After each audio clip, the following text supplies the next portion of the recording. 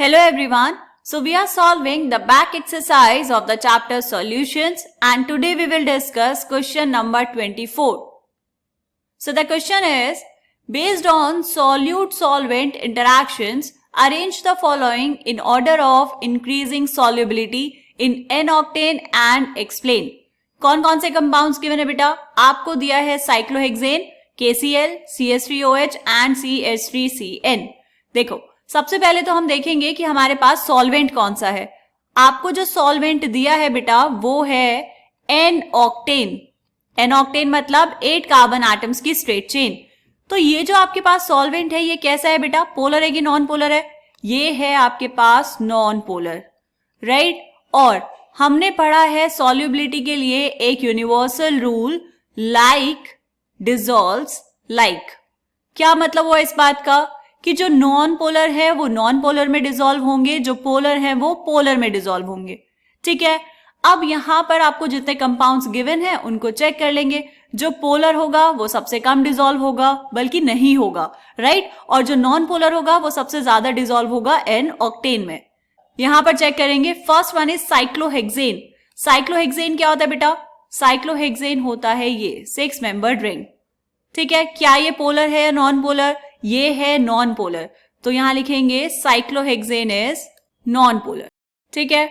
उसके बाद क्या है आपके पास? KCl. KCl क्या है बेटा? KCl टूट जाता है K प्लस Cl माइनस में. This is ionic, right. तो आयनिक कंपाउंड्स क्या होते हैं? आयनिक कंपाउंड्स होते हैं पोलर. उसके बाद है आपके पास CH3OH. CH3OH is a polar compound, right. And CH3CN ये भी है पोलर कंपाउंड. अब इन तीनों में पोलैरिटी कैसे चेक करेंगे बेटा? देखो KCl क्योंकि आयनिक है तो सबसे ज्यादा पोलर तो यही होगा, right. CH3OH and CH3CN both are organic compounds.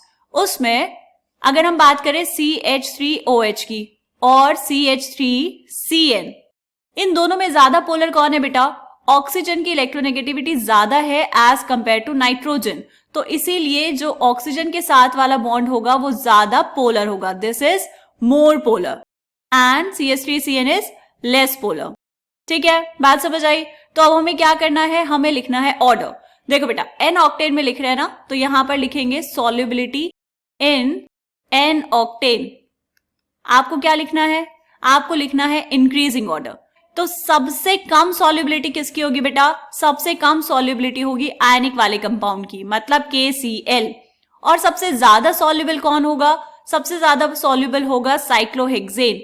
ऐसा क्यों? क्योंकि वो है नॉन पोलर. तो हाईली सॉल्युबल होगा साइक्लोहेक्सेन इन N-octane.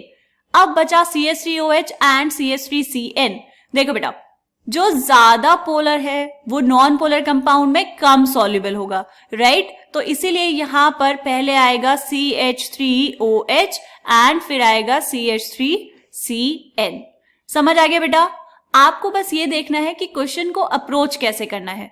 आपने पहले देखा कि आपको सॉल्वेंट कौन सा दिया है, वो पोलर है कि नॉन पोलर है, और फिर जो कंपाउंड्स आपको गिवन थे उनकी पोलैरिटी आप चेक कर लेंगे तो आप ऑर्डर लिख पाएंगे. ठीक है बेटा, क्लियर? चलो मिलेंगे नेक्स्ट क्वेश्चन में. तब तक के लिए बाय बाय.